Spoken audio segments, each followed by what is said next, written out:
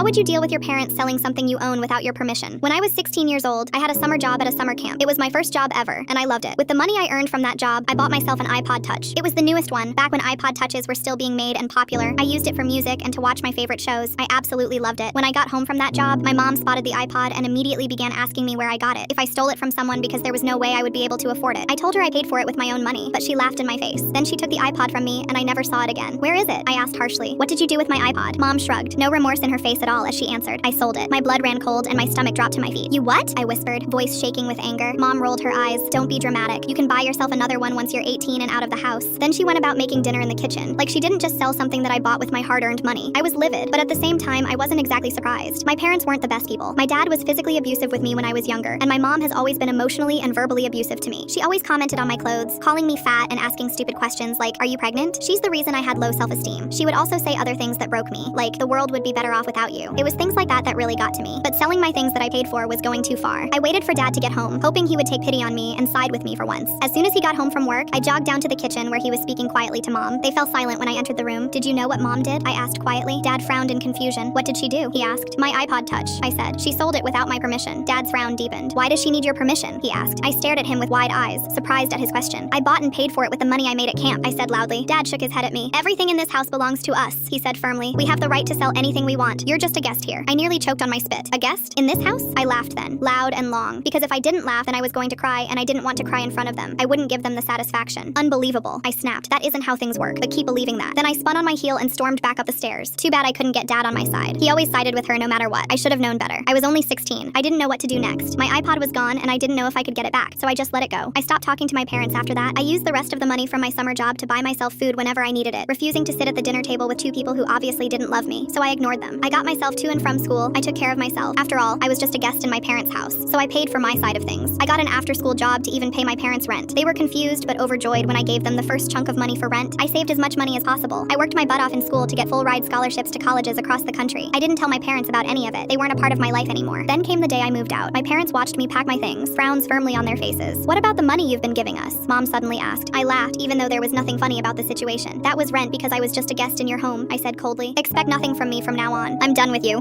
Then I rolled my suitcase out of the house and drove away, leaving that life behind and ready to start the next chapter of my life.